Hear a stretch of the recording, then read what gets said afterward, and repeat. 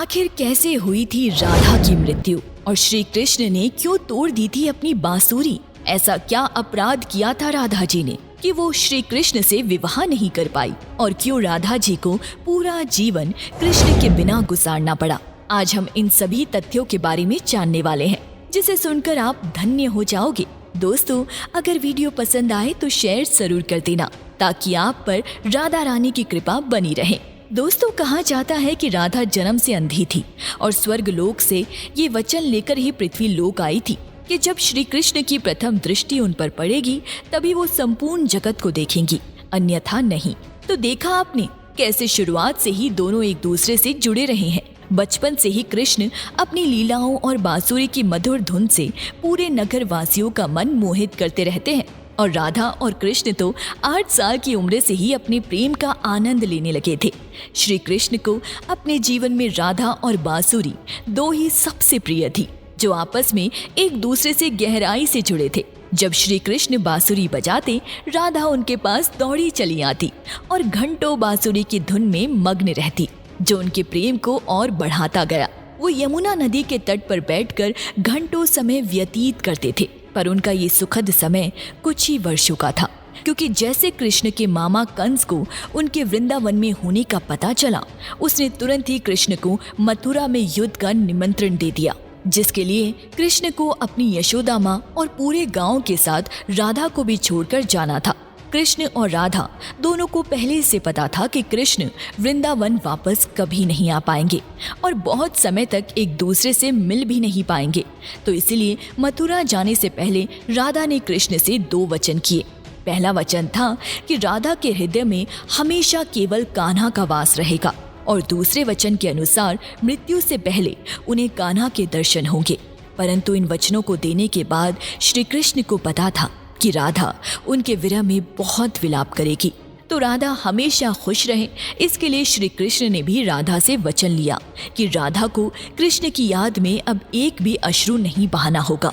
ये वचन लेने के बाद श्री कृष्ण मथुरा की ओर बढ़ जाते हैं और राधा वृंदावन में ही रह जाती है, जिसके बाद से राधा का वर्णन बहुत कम ही निकलता है। इसके बाद कृष्ण ने मथुरा जाकर कंस का वध किया और अपने माता पिता देवकी वासुदेव को मुक्त कराया और फिर उन्होंने मथुरा से आगे बढ़कर प्रजा की रक्षा के लिए द्वारका नगरी की स्थापना की, जिसके बाद से उन्हें द्वारकाधीश कहा गया। कृष्ण द्वारका में रुक्मणी और सत्यभामा से भी विवाह करते हैं। साथ ही इनके अलावा भी कृष्ण की 16,108 रानियां थी, जिनमें से रुक्मणी कृष्ण की सबसे प्रिय पत्नी थी। उन्होंने केवल कृष्ण की छवि को देखकर ही उन्हें अपने मन में बसा लिया था और कृष्ण से विवाह के लिए वो अपने भाई रुक्मी के विरुद्ध भी चली गई थी। प्रेम पत्र के माध्यम से कृष्ण को बुलाकर और कृष्ण के साथ भाग गई थी।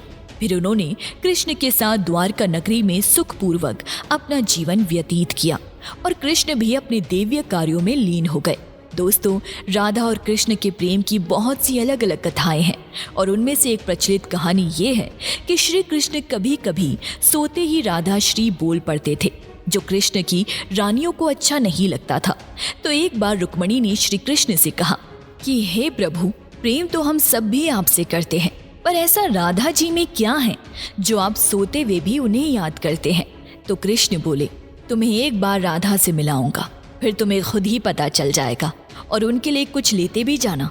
जिसके बाद रुक्मणी राधा जी के लिए बहुत गर्म दूध ले जाती है और राधा के महल के द्वार पर पहुंचती है, जहां वो तेज और ओजवान स्त्री को खड़ा देखती है तो उनसे पूछती है कि क्या आप ही राधा हो? तो वो कहती है, नहीं, मैं राधा नहीं हूँ, उनकी सेविका हूँ। राधा रानी तो द्वार के अंदर मिलेंगी।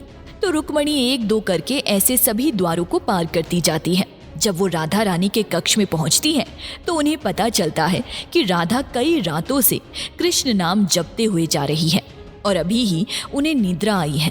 रुक्मणी जी राधा की सखियों से कृष्ण द्वारा मिलने के लिए कहने के बारे में बताती है, तो उतने में ही राधा उठ जाती हैं और कहती हैं कि कृष्ण ने आज मुझसे मिलने के लिए किसी को भेजा है।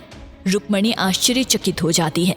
केवल कृष्ण जी का नाम लेने से राधा जागृत हो गई और उन्हीं के बारे में पूछने लगी। इतना ही नहीं, जब राधा को पता चला कि कृष्ण ने उनके लिए प्रसाद भेजा है, तो वो बिना कुछ सोचे रुक्मणी जी से वो गर्म दूध लेकर पी जाती है, जिसे देखकर रुक्मणी जी हैरान रह जाती है। फिर वो राधा जी से बातें कर वापस आ जाती है।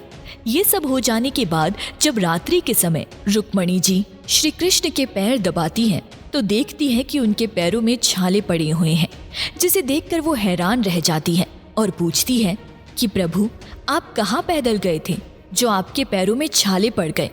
तो श्री कृष्ण बोले, आपने गलती से राधा जी को गर्म दूध पिलाया था, जो राधा एक ही बार में पी गई थी, जिससे उनके हृदय में छाले पड़ गए हैं और उनके हृदय में हमेशा मेरे चरण कमल विराजमान रहते हैं, जिससे मेरे पैरों में भी छाले पड़ गए। तब फिर रुक्मणी को राधा और कृष्ण के प्रेम की पराकाष्ठा का पता चलता है कि प्रेम शरीर से नहीं आत्मा से होता है, जो हमेशा राधा के हृदय में कृष्ण के चरण कमल के रूप में विराजमान रहता है। एक कथा में कहा गया है कि ब्रह्मा जी ने पृथ्वी लोक पर आकर वृंदावन में पहले राधा और कृष्ण का विवाह करवाया था, पर इसके बारे में ज्यादा जानकारी नहीं है। राधा भी वृंदावन में कृष्ण की भक्ति के साथ अपना जीवन व्यतीत करने लगती है और कहा जाता है कि यादव पुत्र अभिमन्यु या आयान से उनका विवाह भी हो जाता है, पर अभिमन्यु को महर्षि दधिच का श्राप था कि अगर वो राधा को छुएगा तो भस्म हो जाएगा।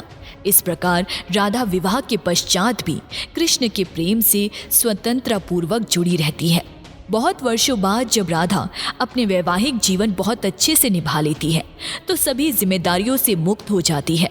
फिर वो कृष्ण के पास द्वारका आती है। द्वारका पहुंचने के पश्चात राधा और कृष्ण आपस में मौन रहते हुए मन की अभिव्यक्तियों से घंटों एक दूसरे से बातें करते रहे, लेकिन कृष्ण का पुराने दिनों जैसा साथ ना पाकर राधा का मन और अधिक व्याकुल रहने लगा और उन्हें डर सताने लगा कि कृष्ण की जो मनोहर छवि उनके हृदय में है वो कहीं धूमिल न हो जाए।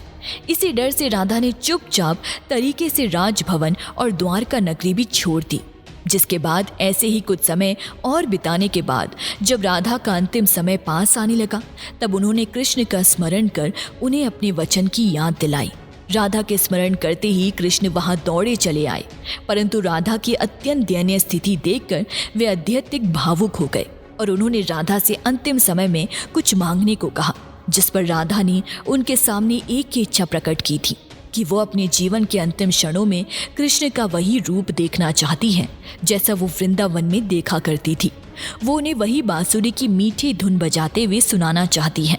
दोस्तों, राधा का बस इतना कहना था कि कृष्ण ने अपनी बांसुरी उठाई और वही मीठी धुन बजाने लगे और बांसुरी बजाते हुए कृष्ण और उनकी धुन सुनती राधा के दोनों ही आंखों से प्रेम के आंसुओं की धारा बह रही थी। इतना ही नहीं, बांसुरी की मीठी धुन सुनते सुनते ही राधा ने उनके सामने प्राण त्याग दिए, जिसके बाद उनकी मृत्यु से कृष्ण इतने विचलित हो गए थे कि उन्होंने अपनी प्रिय बांसुरी को वहीं तोड़कर फेंक दिया था। तो ऐसे राधा की मृत्यु के साथ ही कृष्ण ने बांसुरी से भी हमेशा के लिए मुख मोड़ लिया, क्योंकि बांसुरी और राधा का एक अद्भुत रिश्ता था। इसलिए राधा की मृत्यु के पश्चात कृष्ण ने अपने शेष जीवन में बांसुरी तो क्या, किसी अन्य वाद्य यंत्र को हाथ भी नहीं लगाया।